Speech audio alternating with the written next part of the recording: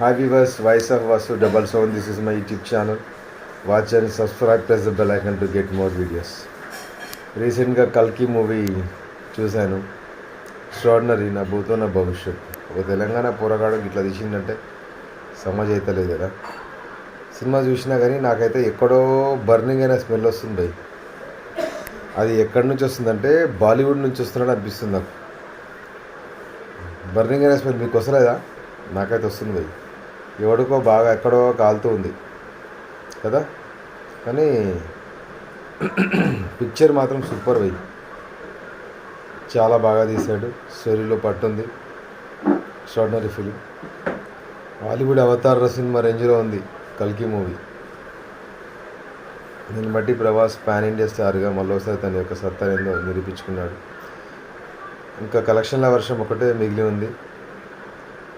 ఈ సినిమాతో అన్ని సినిమాల యొక్క చరిత్రలు మొత్తం తిరిగి రాసేటువంటి అవకాశం కనిపిస్తుంది. ఈ తెలుగు సినిమా సత్తా ఏంటో ప్రపంచానికి మరొకసారి నిరూపించబడింది. కానీ ఎవరికో ఎక్కడో మాత్రం గట్టిగా దెబ్బ తగిలింది. ఇంకా ట్రోల్స్ ఇవి ఇంకా స్టార్ట్ కాలేవు. ఇంకా ఈ సౌత్ ఇండస్ట్రీ పైన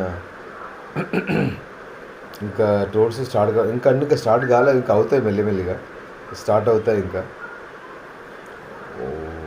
రోజాల లేని శాతంతో ఇంకా అవుతూ ఉంటాయేమో. ఇంకా రావణ కాలంలో కూడా చూస్తాం ఇంకా మనం కదా. కానీ పిక్చర్ మాత్రం చాలా బాగుంది.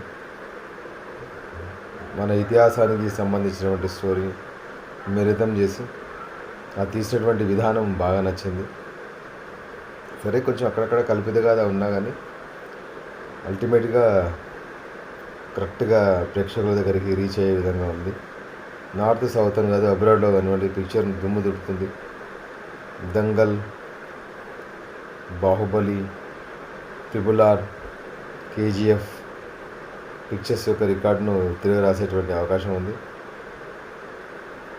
నాగశ్విన్ సింపుల్గా ఉంటాడు చూస్తే, కానీ ఇంత టాలెంట్ అని చెప్పేసి పిక్చర్ చూసిన తర్వాతనే అర్థమైపోయింది. మన తెలుగు సినీ చరిత్రలో కూడా మరొక రాజమౌళిగా పేరు తెచ్చుకొని ఇంకా ఇలాంటి సినిమాలు తీయాలని చెప్పేసి మనస్ఫూర్తిగా కోరుకుంటున్నాను.